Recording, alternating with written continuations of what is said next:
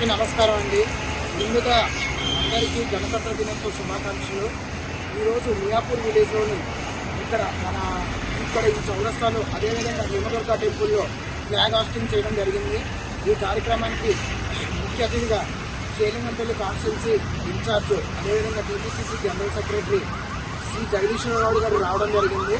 అదేవిధంగా ఇక్కడ చాలామంది సీనియర్ సిటిజన్స్ కానీ, యువకులు కానీ, మహిళలు కానీ అనేక విభాగాలకు చెందిన అనేక మంది పాల్గొనడం జరిగింది.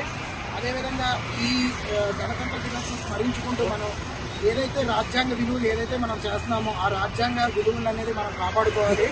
1950 జనవరి 26 మన రాజ్యాంగ రూపకల్పన ఏదైతే పునాది పడిందో ఆ రోజు నుంచి చూసుకుంటే మనకి ముఖ్యంగా స్వేచ్ఛ, సమానత్వం, సోదరభావం ఇవన్నీ కూడా ముందుకు తీసుకెళ్తూ మన రాజ్యాంగంలో ఏవైతే పొందుపరిచిన అంశాలు ఉన్నాయో ఆ రాజ్యాంగంలో ఉన్న పొందుపరిచిన అంశాలు మన నిత్య జీవితంలో అమలు చేసుకుంటూ ముందుకు వెళ్ళడం జరిగింది. ఎందరో మహానుభావులు వాళ్ళు చేసిన కృషి వల్లే ఈరోజు మనం ఇంత స్వేచ్ఛగా కానీ సమానత ఇంత ఫ్రీగా కానీ తిరుగుతున్నాము. వాళ్ళందరికీ కూడా ఈ సభాముఖంగా నేను కృతజ్ఞతలు తెలియజేసుకుంటున్నాను. మనకి స్వతంత్రం తీసుకురావడంలో ముఖ్య పాత్ర పోషించిన అనేక మంది గాంధీ గారు అయితేనేమి, నెహ్రూ గారు అయితేనేమి, అల్లూరి సీతారామయ్య ఇలాంటి ఎంతోమంది ఫ్రీడమ్ ఫైటర్స్ వాళ్ళు ఆ రోజు చేసిన దానివల్ల ఆ ఫ్రీడమ్ ఫైట్ వల్ల ఈరోజు మనం ఇంత హ్యాపీగా కానీ ఇలాంటి కార్యక్రమాలన్నీ చేసుకుంటాము.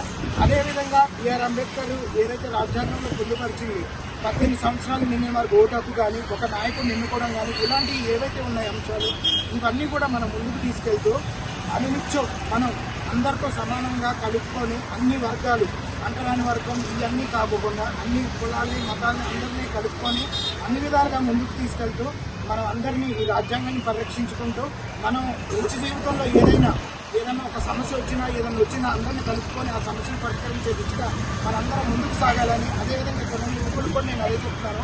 మీకు చేతనంత వరకు ఎవరైతే సామాజికంగా సమాజంలో వెనకబడిన వాళ్ళు కానీ చదువుకోవడానికి అన్నీ ఉండి ఫీజులు కట్టలేని ఇబ్బంది ఉన్నవాళ్ళు అలాంటి వాళ్ళందరూ ప్రోత్సహించి సహాయం చేయండి. అదేవిధంగా కూడా మేము 11 చదువుకొని చదువుకుంటాం అన్నింటిలో మేము చాలా కార్యక్రమాలు చేసుకుంటూ చదివేంద్రాలు కానీ, మెడికల్ క్యాంపులు కానీ, పిల్లలకు కానీ ఒకటని కాదు అన్ని కార్యక్రమాలు చేసుకుంటూ మేము అదేవిధంగా వెళ్తున్నాము. సో ఇదే తరహాలు అందరూ చేయాలని చెప్పేసి నేను ఈ సభాముఖంగా కోరుకుంటున్నాను. అందరికీ మరొకసారి రిపబ్లిక్ డే దినోత్సవ శుభాకాంక్షలు. చరిత్ర సృష్టించినోడు ఇప్పుడు ఆ చరిత్రని తిరగరాయబోతున్నాడు. అబద్ధాల గోడల్ని బద్దలు కొట్టి నిజాలను రాగా మీ ముందుంచబోతున్నాడు.